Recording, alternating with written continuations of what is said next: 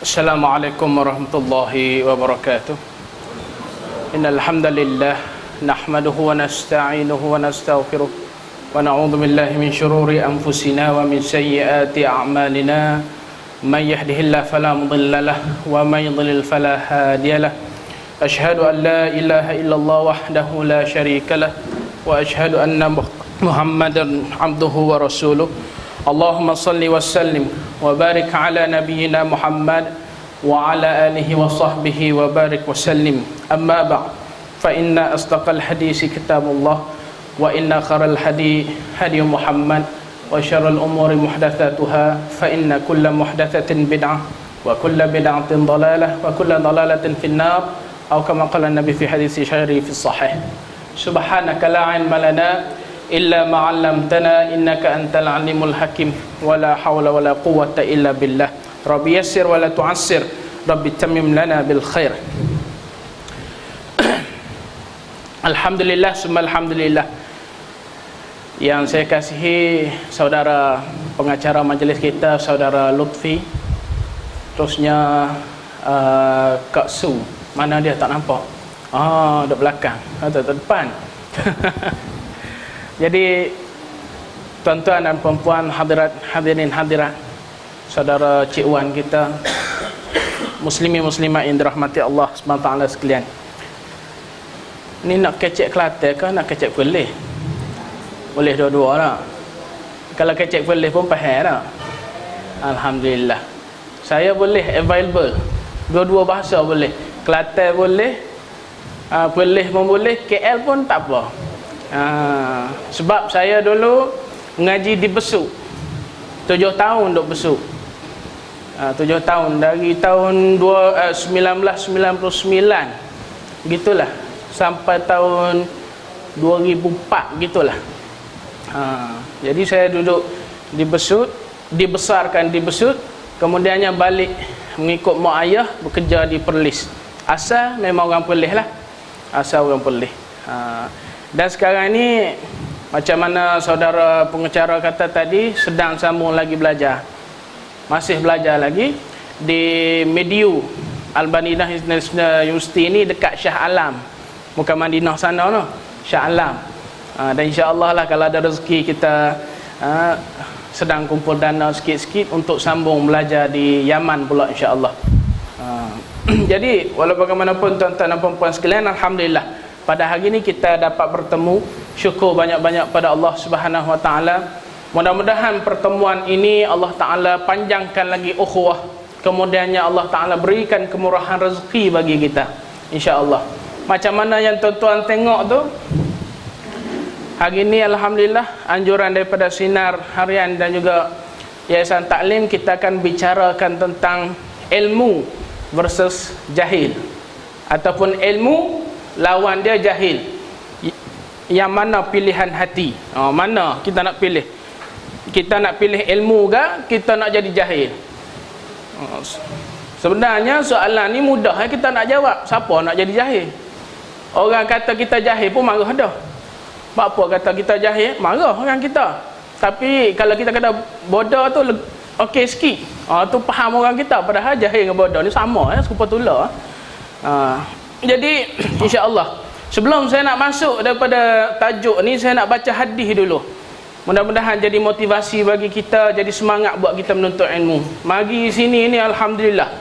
Kita syukur sebab hari ni kita nak mari mengaji mudah. Ni saya nak baca hadis ni, hadis nak cerita para sahabat Nabi macam mana dia orang mengaji, macam mana dia menuntut ilmu. Tinggal habis harta benda, tinggal anak isteri, tinggal kampung lamai. Mari dok ngaji dengan Rasulullah sallallahu alaihi wasallam. An Fadalah bin Ubaid, daripada Fadalah bin Ubaid, sahabat Nabi, nama dia Fadalah bin Ubaid.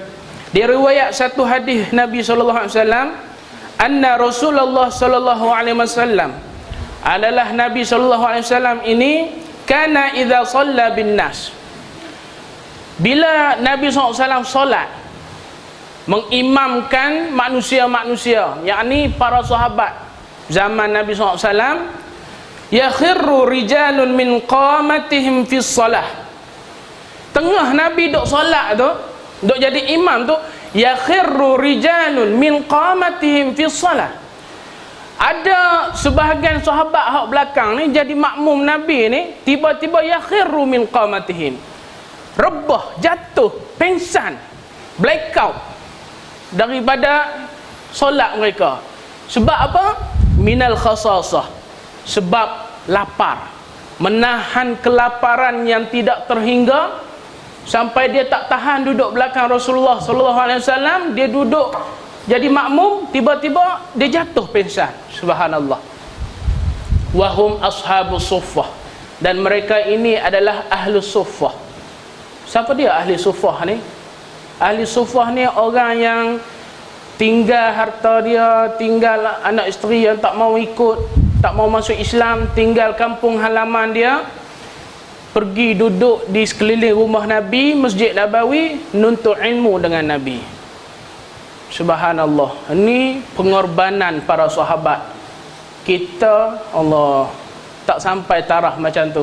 Kita nak mari sini pun makan kejap-kejap dulu. Makan tu bagi kenyang-kenyang dulu, baru mari duduk sini. Tu tengok mata khusyuk. Mata khusyuk tu makan terlampau kenyang. Jadi sahabat Nabi. Kemudian hatta yaqula al-a'rab, sehingga orang Arab Badui ni dia kata apa? Dia kata haula'i majanin atau majanun. Mereka ni orang yang ahli sufah ni, haula'i majanun atau majanin. Mereka ini orang yang gila.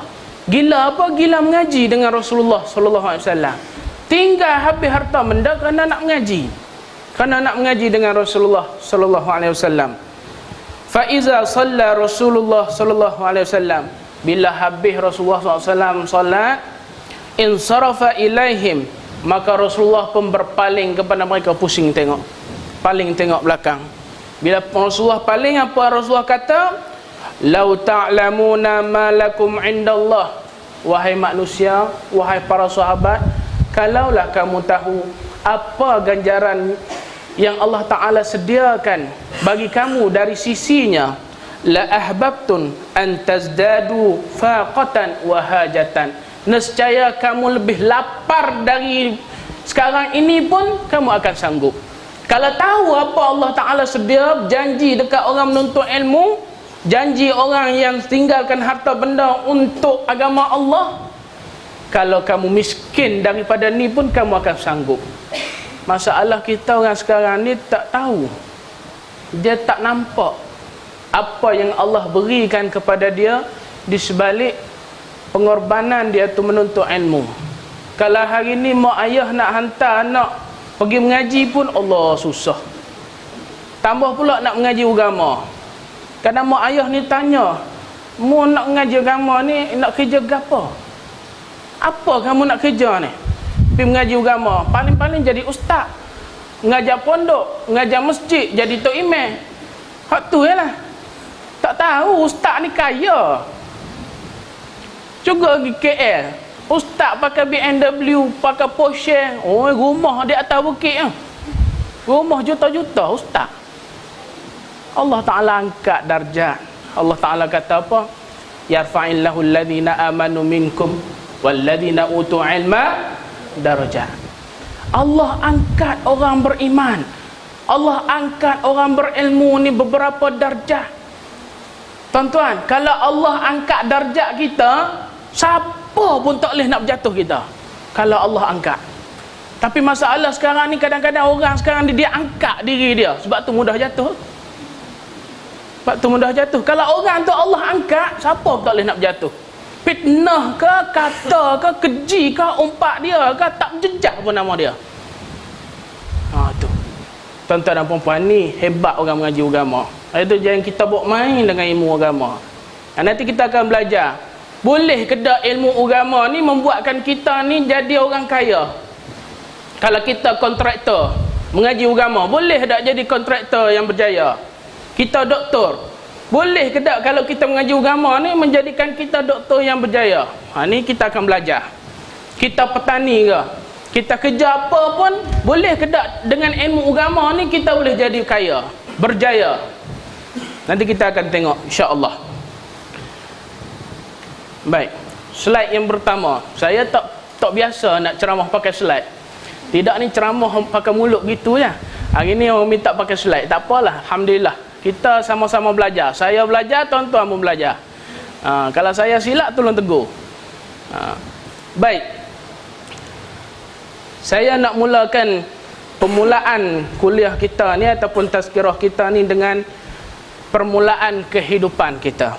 Kita nak tengok asal usul kehidupan kita supaya kita ni jadi lebih insaf, kita jadi lebih tawaduk, rendah diri bahawa hakikat manusia sebenarnya hina, duduk di bawah tidak di atas. Mula manusia ni dari peringkat yang dia tidak tahu apa-apa, sehingga Allah Ta'ala tolong dia berjadi hari ni orang yang kaya, orang yang hebat, orang yang disebut-sebut nama dia. Tak kira dia ulama ke, umara ke, siapa pun dia, Allah tolong dia. Allah Ta'ala berfirman dalam Quran, surah An-Nahl ayat 78. Allah kata apa? A'udzubillahi minasyaitonirrajim.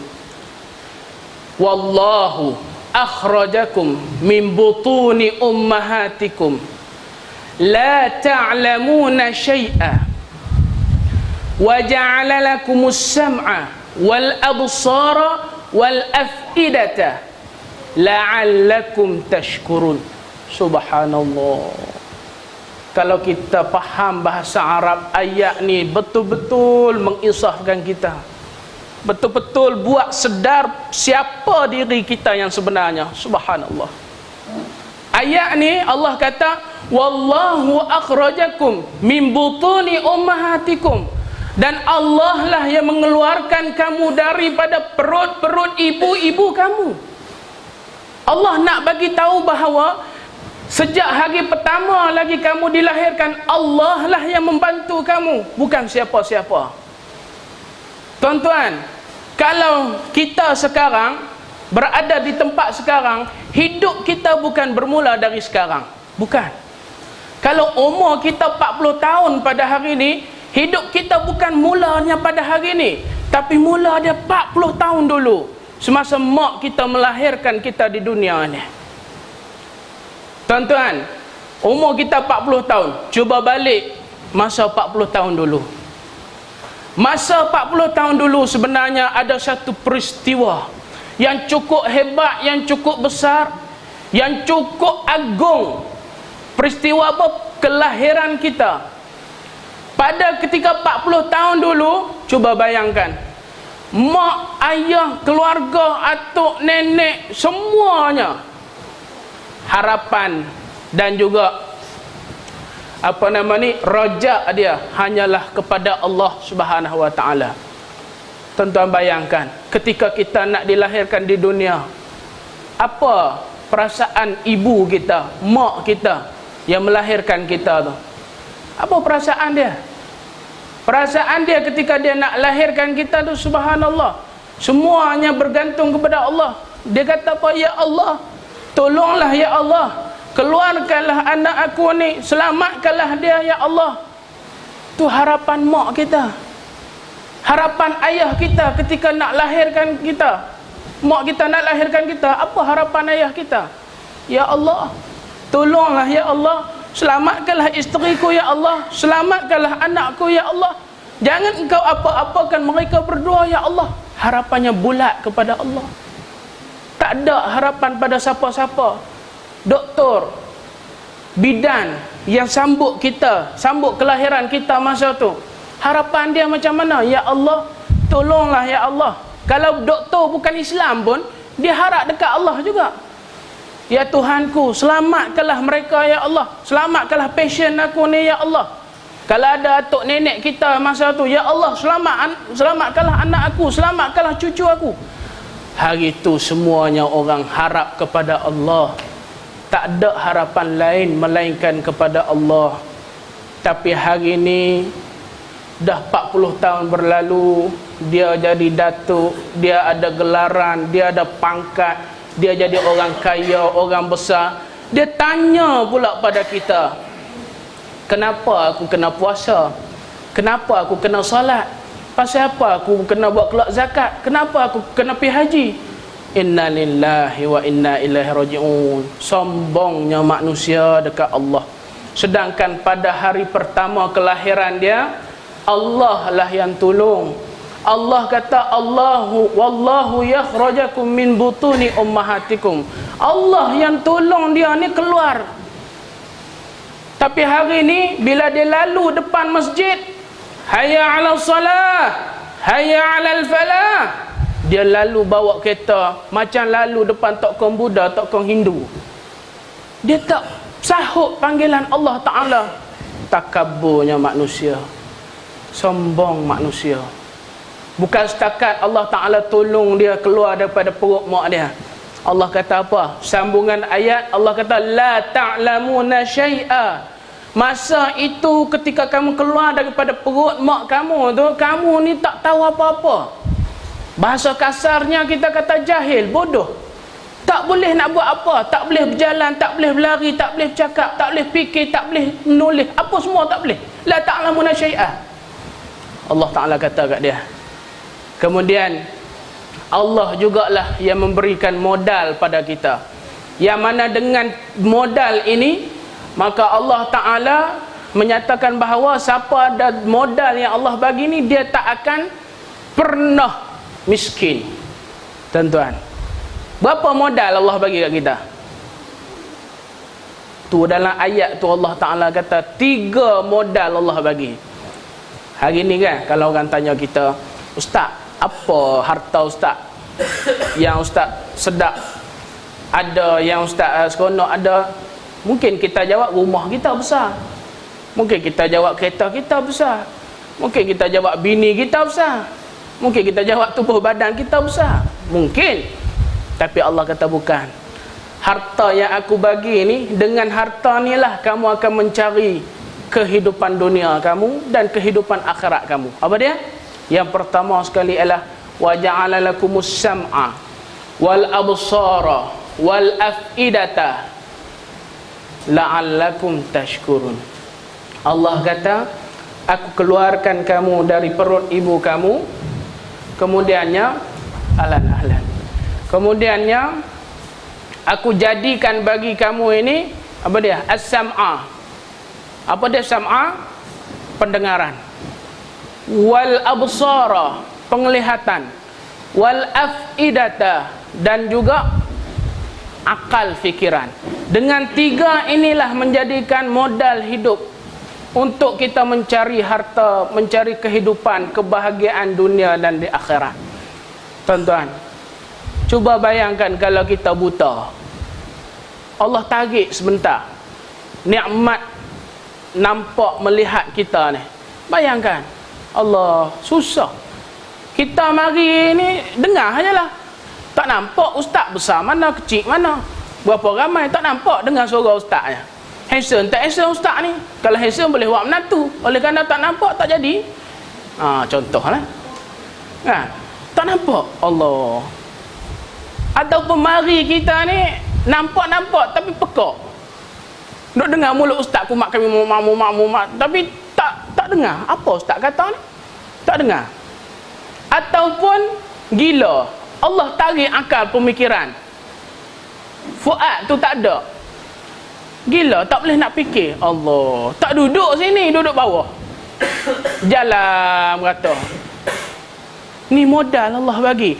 Ada 3 ni Allah kata kamu tak akan miskin kalau ada 3 benda ni. Sebab apa Allah Ta'ala bagi 3 benda ni? Akhir ayat Allah kata la'allakum tashkurun. Mudah-mudahan kamu ni menjadi hamba-hamba yang bersyukur nikmat Allah Subhanahu wa Ta'ala. Kamu boleh nampak, kamu boleh melihat, kamu boleh mendengar, kamu boleh fikir. Mudah-mudahan kamu syukur apa yang Allah bagi, apa yang aku anugerahkan pada kamu. Bayangkan kalau masa kita dilahirkan dulu, mak kita melahirkan kita, Allah tarik nyawa kita hari tu, habis hidup kita, habis.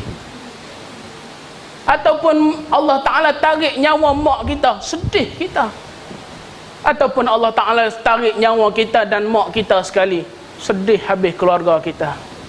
Tapi Allah kata, wallahu akhrajakum min butuni ummahatikum. Allah lah yang tolong kamu. Ingat. Sebab tu jangan tanya pasal apa aku kena solat. Jangan tanya pasal apa aku kena infak di jalan Allah. Jangan tanya kenapa aku berdakwah. Jangan tanya kenapa aku ini, kenapa dan kenapa. Jangan. Allah tolong. Jadilah manusia yang kenal budi Allah Subhanahu wa taala. Syukur nikmat Allah. Tuan-tuan dan puan-puan sekalian, apa antara nikmat yang kita perlu syukuri? Iaitu nikmat pertama yang kita kena syukur adalah nikmat Islam. Nikmat Islam. Kalau orang Kelantan dia bukan kata Islam, Islam. Ada saya jumpa satu penceramah dari Mesir, Arab. Saya biasa bercakap dengan dia. Dia kalau bercakap Arab tu dia kata ni'matul Islam, ni'matul Islam. Molek je Islam. Tapi kalau dia bercakap bahasa Kelantan, bahasa kecek Kelantan, seorang penceramah, dia orang Arab tapi pandai kecek Kelantan. Pandai. Dia nak translate Islam tu, Islam. Saya katalah, Tuan Syekh, Islam tak usah dok kata Islam. Dia kata kok orang tak faham. Jadi Islam, nikmat Islam. Tuan-tuan, alhamdulillah Allah bagi kita ni nikmat Islam. Ni saya nak pergi ni. Pasal apa kita kena syukur? Sagi cara kita nak syukur, saya nak pergi, iaitu baru kita nak sentuh pasal ilmu. Sebab hidup ni kena ada ilmu baru kita boleh bersyukur. Kalau tak ada ilmu, tak tahu apa nak bersyukur. Nanti kita akan sentuh. Ni saya nak pergi sikit. Step by step. Syukur kita ni Islam. Nikmat Allah bagi ni kita Islam. Cuma kadang-kadang kita kena fikir, tuan-tuan. Kita ni Islam ni kebetulan ke pilihan? Kita lahir di dunia ni, Islam kita ni Islam kebetulan ke pilihan kita? Ramai orang Islam dia kebetulannya. Mak pak Islam, nenek moyang dia Islam, mari-mari keluar dunia ni Islam. Sampai ke mati Islam. Tapi Islam macam mana dia tak pernah fikir. Sebab tu jangan hairan, tuan-tuan. Jangan hairan. Sebab dalam TV kadang-kadang kita nampak penceramah asalnya bukan Islam, masuk TV, duk mengajar agama pula kat kita. Kita Islam kita 70 tahun, 60 tahun, 40 tahun dah. Dia Islam baru 15 tahun tapi masuk TV duk ajar kita Islam pula. Jangan hairan. Sebab apa? Dia pilih Islam tu jadi hidup dia. Dia pilih. Kita tak pilih. Sebab tu 70 tahun pun duduk gitu ya. Tak belajar pun Islam, tak alim pun. Sebab tak pilih. Jadi kita kena tanya, kita ni Islam macam mana? Pilih ke kebetulan? Tuan-tuan, syukurlah kita Islam, lahir Islam. Mujurlah lahir kita ni tak jadi kafir. Alhamdulillah, mujur sangatlah. Sebab apa? Seorang sahabat saya belajar di UM. Dia orang Siam. Orang Siam belajar di UM. Dia Siam tu sempadan dengan Perlis. Sempadan dengan Perlis. Dia Siam ni Siam kampung. Kalau Perlis dia panggil Siam La. Siam La ni orang duk igak bewok makan. Siam La nama dia. Dia ni keturunan dia kalau masuk Islam cabut kepala dari badan, potong kepala. Masuk Islam, potong kepala. Kerajaan tak boleh nak buat apa, memang adat kampung dia. Kemudian dia ni mengkaji Islam, mengkaji. Dia solat, dia puasa, dia pergi umrah. Haji dia tak pergilah, pasal dia tak Islam. Orang tak benar dia pergi haji. Solat tak pernah tinggal. Tak Islam. Dia mari berjumpa saya. Masa tu saya alhamdulillah duduk di Perlis. Dia berjumpa, dia kata, "Ustaz, saya semua amalan Islam, rukun Islam saya buat kecuali haji. Tapi saya ni tak masuk Islam." Saya terkejut lah. Macam mana buat amalan Islam sedangkan awak tak Islam? Lepas tu dia kata, "Kalau saya Islam, Ustaz, orang kampung saya bunuh saya," dia kata. Lepas tu saya kata ke dia, "Tak apalah. Islam secara senyap-senyap boleh, tak masalah. Mengucap. Kita yang pergi pejabat agama tu pasal kita nak daftar je. Kalau nak Islam dulu sebelum daripada tu pun tak ada masalah. Orang kita ni kadang tanya saya, macam mana kita nak Islamkan seorang, suruh dia mengucap masuk Islam. Atau pergi pejabat agama tu mana ustaz? Hak tu dia nak daftar je. Ataupun dia mengucap balik di pejabat agama tu, tak ada masalah, mengucap lah. Tapi hak pentingnya syahadah tu mula. Sebab syahadah tu madkhalil Islam. Pintu masuk Islam tu syahadah. Kalau tak syahadah, apa amal pun tak terima. Tapi kalau dia syahadah tu, insya-Allah Allah terima amalan dia. Allah kira baik-baik kebaikan yang dia buat tu. Nampak? Jadi dia mari berjumpa. Saya kata tak apa, masuk Islam, mengucap lah. Bawa pergi pejabat agama, dia daftar. Tapi dia balik kampung, dia tak royak ke orang tua dia lah. Satu hari cuti panjang UM, dia balik ke kampung. Balik-balik tu, balik seminggu 2 minggu gitulah. Balik mak dia masak ikan singgah. Lepas tu masuk apa lagi tak ingat. Antara hak dia masak bab 1. Tahu bab 1? BABI. Bab 1. Khinzir. Payah cerita. Khinzir. Masak khinzir. Dalam Islam, hurrimat alaikumul maitatu waddamu walahmul khinzir. Haram khinzir ni. Makan khinzir ni haram. Dia tahu benda tu, dia belajar. Nak makan tak makan, nak makan tak makan. Tak makan. Tak apalah, pasal lauk lain ada. Dah seminggu dia di rumah, mak ayah dia perasan. Pelik anak dia ni tak makan. Dulu makan sangat daging bab 1 tu. Beli tak makan, beli tak makan. Satu hari Jumaat, dia buat lauk semua bab 1. Bab 1 goreng, bab 1 masuk kicap, bab 1 sambal, semua bab 1. Nak makan tak makan. Tak makan, saat kita kena tanya, bab apa tak makan? Bab apa tak makan? Islam dia kata tak boleh nak tipu. Memang betul, Islam tak boleh nak tipu. Tak boleh tipu. Lepas tu dia telefon seorang kawan saya, ustaz di Perlis. Nak makan tak makan ustaz? Kalau saya tak makan ni cerai ni. Bercerai kepala daripada badan ni. Walaupun anak dia orang kampung, tak ada pendidikan, tak ada pelajaran, dia percaya adat dia. Kemudian ustaz kata tak apalah, makan ala qadar ajalah. Sebab takut mudarat pada diri dia. Betul lah. Tapi cerita tu saya nak bawa sebab nak bagi tahu kita susahnya orang yang bukan Islam nak peluk Islam sebagai agama dia. Kita ni Islam Allah, tak ada siapa halang. Tapi saya masjid tak sampai. Saya pergi masjid tadi, masjid tu besar, luas. Orang kampung ramai masjid tu. Rumah kot masjid tu, rumah banyak. Tapi masjid Allah berapa sah Tuan-tuan perempuan sekalian, sombong manusia ni.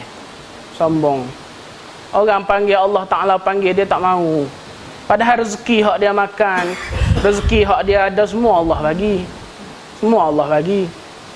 Islam, kita tengok sahabat Nabi dulu Islam. Bilal bin Rabah, Allah jemur tengah panah ni, ikat tengah panah di padang pasir, tengah matahari terik. Kemudian diletak pula batu besar, lagi panas, letak tindih dia. Allah, Allah, subhanallah. Sumayyah kita tengok, orang sula daripada kemaluan dia, tembuh mati, syahid Sumayyah. Hari ni orang buat lagu sedap, menyanyi, pengorbanan tak tahu. Tuan-tuan, sahabat-sahabat dulu, Islam dia macam mana? Kita ni untung nikmat, kita ni Islam tuan-tuan. Untung. Tuan-tuan, saya nak tanya, apa yang membuatkan tuan-tuan perempuan rasa beruntung kita ni Islam? Kalau kita tanya orang bukan Islam, dia cerita 1, 2, 3, 4, 5, banyak poin dia. Kita ni hak Islam dah ni, apa rasa beruntung kita Islam? Semayang, puasa. Sebab apa kita rasa dekat dengan Allah, hati jadi tenang. Betul? Sebab apa lagi? Sebab apa lagi? Tuan-tuan, tak apalah, saya tanya saya jawab lah. Moga hari ni yang alimnya tuan-tuan, saya ni tak alim. Sebab saya bawa buku, tuan-tuan tak bawa buku. Jadi orang yang bawa buku, orang tak bawa buku ni alim daripada bawa buku. Tuan-tuan, melawak aja. Sebab apa kita rasa untung kita Islam? Yang pertama sekali ialah sebab kita rasa untungnya kita Islam, kita ni percaya pada hari akhirat. Percaya pada Allah tu sudahlah. Orang bukan Islam ni, dia ni pening nak percaya macam mana nak percaya pada Tuhan ni. Kalau Kristian tu, Allah, sekejap kata Tuhan ada 3. Sejak dia kata 3 tu jadi 1. Sekejap 3 tu Tuhan Anak, Tuhan Bapa, Tuhan Rohul Kudus. Mana 1 ni? Orang Kristian. Yahudi lagi pening. Segala kata-kata pendeta-pendeta dia, itulah kata-kata Tuhan. Hak nu kata macam ni, hak ni kata macam ni, lagi pening. Kita ni akidah kita mudah, percaya kita mudah. Qul huwallahu ahad, Allahus samad, lam yalid wa lam yulad wa lam yakul lahu kufuwan ahad. Mudah. 1. Tak ada anak, tak ada apa, tak ada apa pun yang sama dengan Allah. Mudah. Kita Islam. Salah satu lagi, kita percaya kepada akhirat. Ini kepercayaan ni, kalau kita betul-betul ada dalam hati kita, subhanallah, tenang jiwa kita. Percaya akhirat ni tak ada pada agama lain melainkan agama Islamnya. Bila siapa-siapa percaya akhirat ni, Allah, lapanglah dada dia. Sebab apa tuan-tuan? Kita ni manusia biasalah. Kadang-kadang orang mengata kita, orang mengumpat kita, orang fitnah kita, orang buat aniaya kat kita. Tanah kita orang ambil, rumah kita kadang-kadang orang ambil, kata kita orang curi, buat zalim kat kita. Nampak? Orang ni memang macam tu pun. Paling-paling dia mengata kat kita. Kita ni nak buat kenuri kan? Bekwah. Betul bekwah? Lama tinggal bahasa. Nak buat kenuri, kita ni siap nak buat kenuri, nak bagi orang makan tu, macam-macam preparation, persediaan kita buat. Buat kemah, susun meja atau kerusi, lepas tu panggil orang masak di rumah kita, modal kita keluar beli lembu, beli kambing, beli kebau, beli apa nasi, beras pun semua kita beli. Panggil orang makan, mari-mari orang suak semulut, metah nasi ni. Allah, gula tawa hebe ngata kat kita. Padahal kita ni bagi jemput dia ni nak makannya, bukan minta apa pun. Kalau dia nak bagi duit tu ikhlas dia lah, kita tak minta duit dia. Orang kata juga, jangan kata orang, traffic light pun orang kata. Tu lampu merah, hijau, kuning tu, orang kata apa lama sangat tak gerak-gerak lagi, alik lain gerak 2-3 kali dah. Tiang tu pun orang kata. Kita tambah lah orang kata. Manusia. Tuan-tuan, kalau lah traffic light boleh jawab, mu tak kerti sobar. Kejap buruk kita. Tuan-tuan, orang kata, orang buat zalim. Tuan-tuan, bila orang buat macam tu, mungkin kita masuk ke mahkamah, kita di pihak benar, orang tu di pihak salah. Oleh kerana dia ada nama, oleh kerana dia kenal dengan hakim, dia bayar, kemudiannya dia menang kes, kita ni kalah. Padahal kita di pihak yang benar. Allah Ta'ala kata, alaisallahu bi ahkamil hakimin. Tenang jiwa kita. Bukankah ada nanti di akhirat Allah sebagai hakim yang maha adil? Kita ingat hak tu, Allah, tu untung kita percaya akhirat, lapang jiwa kita. Ada seorang ayah dia mengadu kat saya, Ustaz, ayah saya nak pergi solat subuh, naik basikal, kayuh basikal, lori mari langgar dia, mati ayah saya. Lori tu lari, dia tak mau bertanggungjawab, dia lari. Allah, susah hati saya Ustaz duk fikir benda ni. Saya kata jangan susah, hari ni dia boleh lari, depan Allah Ta'ala jangan harap dia boleh lari. Percaya akhirat ni lapang jiwa kita. Orang ambil harta kita, tak apa. Akhirat Allah ganti, Allah sendiri akan tuntut daripada dia harta yang diambil daripada kita, daripada bukan jalan yang benar. Ambil balik harta kita. Jangan susah, jangan susah hati, tuan-tuan puan. Itu yang pertama, nikmat kita orang Islam. Yang keduanya adalah nikmat sebagai Islam ni. Sebab apa? Sebab orang Islam ni, dia buat dosa, dia buat maksiat, walau berapa lama pun dia diazab oleh Allah Ta'ala, tapi akhirnya pasti Allah Ta'ala masukkan dia dalam syurga juga. Ni nikmat jadi orang Islam. Kita tak maulah masuk neraka dulu baru masuk syurga, tak mau. Tak say kita. Tak usah, tak mau. Tapi Allah kata akhirnya orang Islam ni walaupun dia azab lama dalam neraka tapi dia masuk dalam syurga juga. Ini orang Islam, subhanallah. Satu cerita Nabi cerita pada kita macam mana nikmat orang yang terakhir sekali masuk syurga. Tahu siapa orang terakhir masuk syurga? Tak tahu kita. Tapi Allah kata orang yang terakhir sekali masuk syurga ni, dia daripada neraka ni, Allah buat keluar dia. Duduk tengah-tengah antara jalan syurga dan neraka ni, dia duduk tengah-tengah. Duduk tengah-tengah. Bila duduk tengah-tengah tu, Allah uji dia. Allah tunjuk pintu syurga dekat dia.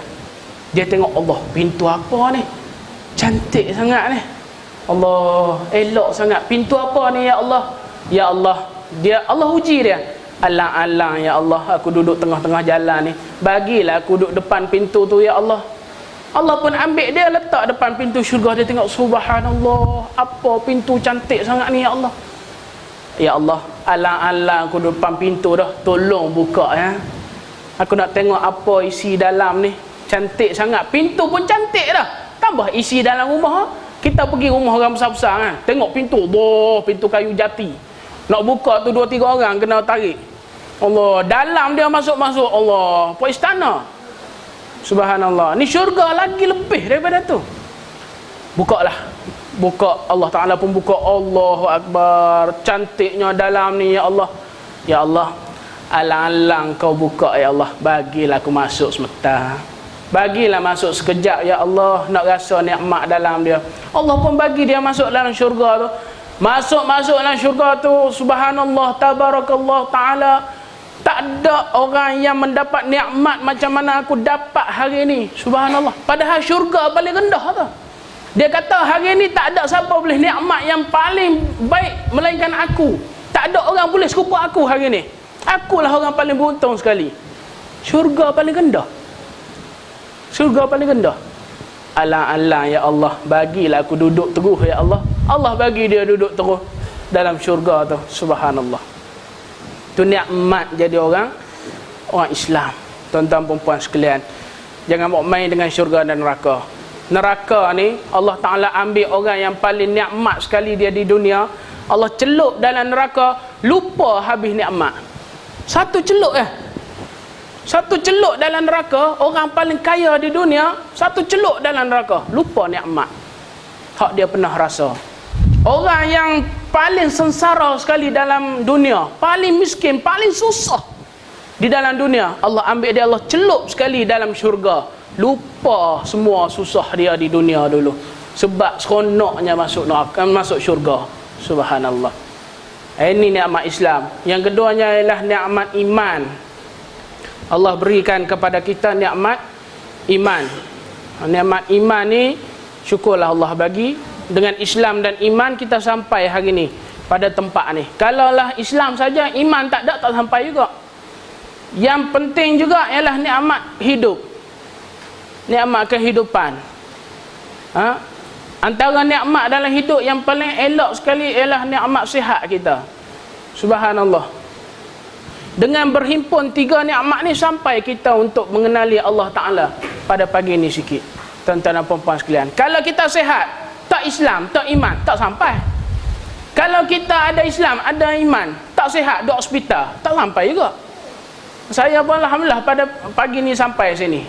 Saya kena gout, makan ubat sampai. Kalau kita niat baik, ada iman, ada Islam, tak sihat, tak sampai.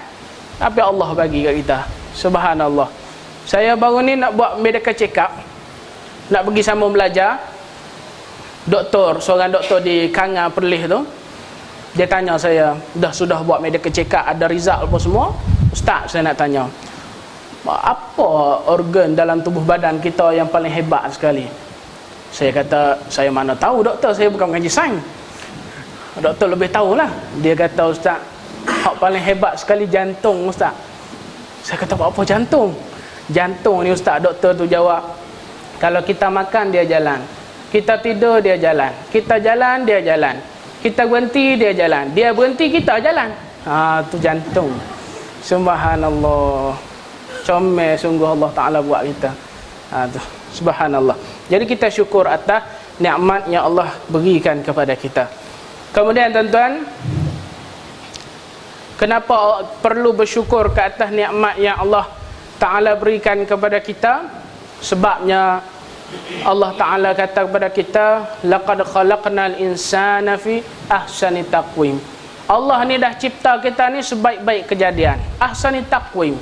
Tapi Allah Ta'ala peringat dalam surah yang sama, surah At-Tin ni, summa radadnahu asfala safilin. Ingat, kamu di sebaik-baik penciptaan, tapi satu hari nanti kalau kamu tak taat perintah Allah, kamu akan jadi manusia, makhluk yang paling rendah sekali, asfala safilin, tempat yang paling rendah sekali. Manusia ni mulia, kita ni mulia kerana Allah bagi akal, Allah bagi syariat, Quran, hadis kepada kita. Sebab tu kita kena taat. Tuan-tuan, lembu dia tak sembahyang subuh, siapa nak marah ke dia? Lembu. Tak tutup aurat, tak apa, lembu, muka lembu, tak apa, datang, bukan tahu apa, tak ada akal. Tapi kalau manusia tak tutup aurat, serupa dia dengan lembu, tak ikut syariat. Bangkit subuh pukul 10, orang marah. Lembu nak bangkit pukul 10, tak ada siapa marah dia. Tapi kalau manusia bangkit pukul 10 juga, serupa dengan lembu. Tuan-tuan dan puan sekalian, jadi Allah Ta'ala bagi kepada kita ni nikmat, kita kena syukur, tuan-tuan dan puan sekalian. Kemudian kalau kita nak kira nikmat Allah ni, tak terkira. Boleh kira nikmat Allah. Berapa banyak nikmat Allah? Pagi tadi makan berapa butir nasi, lauk apa, boleh bangun jalan hari ni, nikmat Allah. Sebab tu Allah kata dalam Quran, wa in ta'uddu ni'matallahi la tuhsuha. Kalau kamu nak kira nikmat Allah ni, la tuhsuha, kamu tak boleh nak kira. Banyak, tak boleh nak kira. Tapi Allah Ta'ala kata kepada kita, dalam nikmat aku bagi hak banyak-banyak tu, Allah kata, thumma latus'alunna yawma idzin 'anil na'im. Nikmat Allah bagi hak tak boleh nak kira tu, Allah tanya balik satu persatu pada kita. Allah tanya balik. Antaranya hadis yang Rasulullah sebut ni, saya ringkaskan.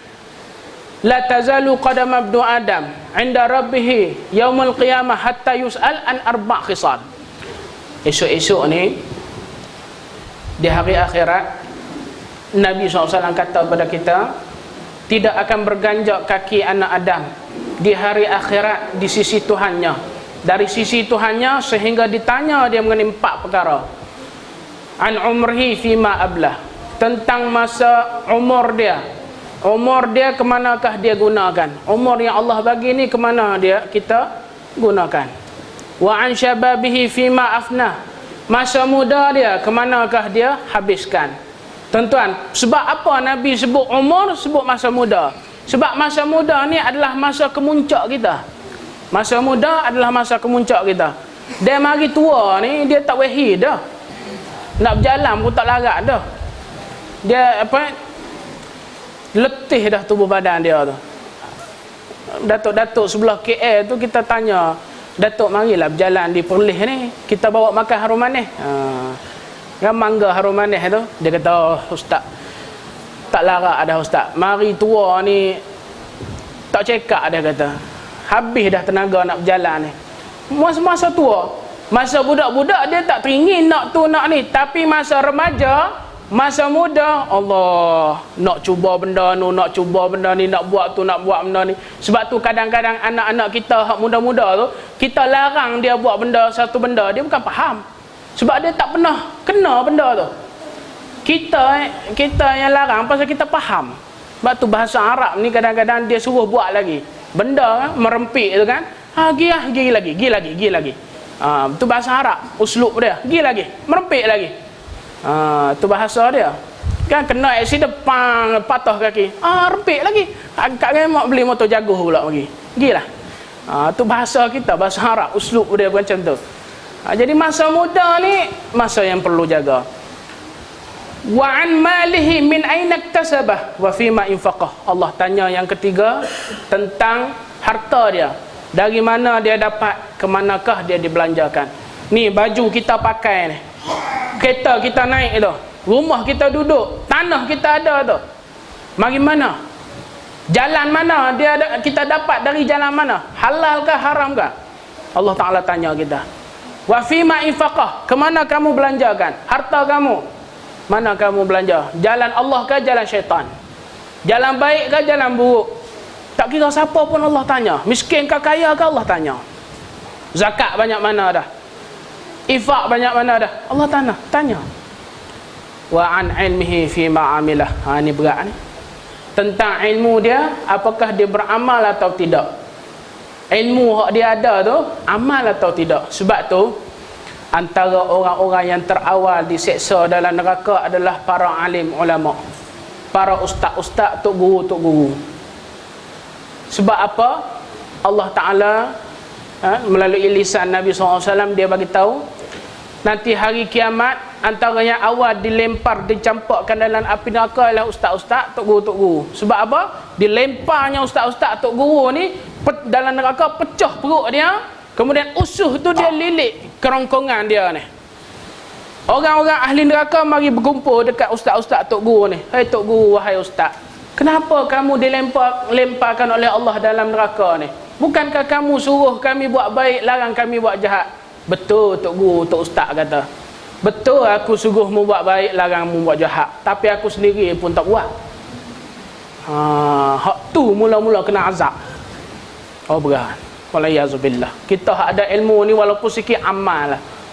Kadang kita suruh anak solat, kita pun tak jaga solat. Hak tu kena azab dulu. Tuan-tuan perempuan sekalian.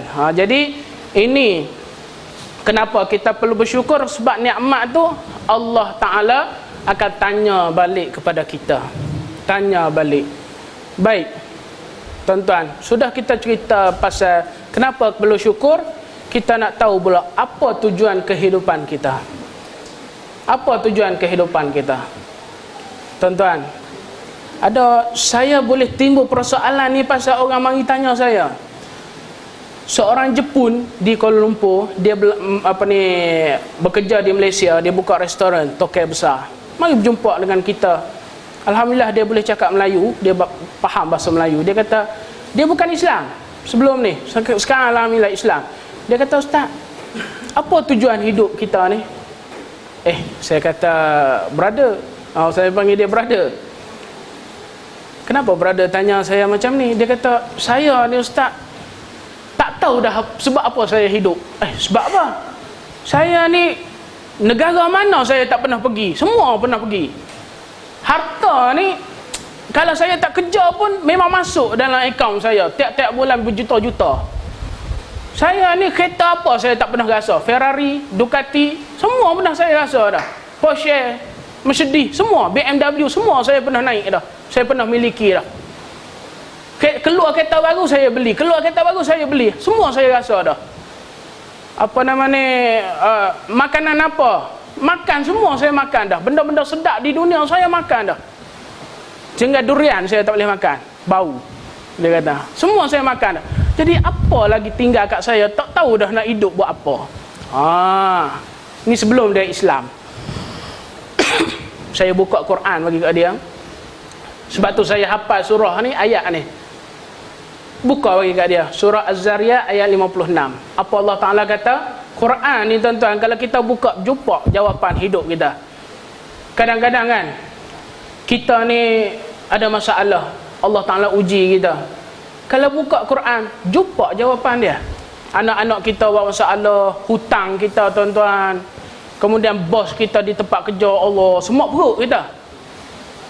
Tapi kalau buka Quran ni, jumpa jawapan dia. Allah kata dalam surah Baqarah, وَلَنَبْلُوَنَّكُمْ بِشَيْءٍ مِنَ الْخَوْفِ وَالْجُوعِ وَنَقْصٍ مِنَ الْأَمْوَالِ وَالْأَنْفُسِ وَالثَّمَرَاتِ وَبَشِّرِ الصَّابِرِينَ. Subhanallah. Allah Ta'ala kata, kami ni akan uji kamu ni. وَلَنَبْلُوَنَّكُمْ بِشَيْءٍ مِنَ الْخَوْفِ, dengan sesuatu sedikit rasa khauf. Khauf ni takut. Rasa takut lah orang ambil harta kita sebab kita hutang dengan orang. Allah Ta'ala campakkan sikit rasa takut. Minal khawfi wal ju', rasa lapar. Oh lapar lah, Allah uji sikit. Ni tadi makan ni, sekarang ni rasa lapar pula ni. Bila ustaz nak berhenti ni? Lapar pula ni. Sikit baru. Saya selagi tak habis tak berhenti. Biar ha. Tuan-tuan. Rasa lapar. Wal ju'. Wa naqsim minal amwal. Kurang daripada harta benda, Allah ambil sikit harta kita. Wal anfus, anak-anak kita meninggal dunia, saudara mara, mak ayah kita, Allah tarik nyawa dia. Sikit ya ujian. Was thamarat, tanah. Apa ni?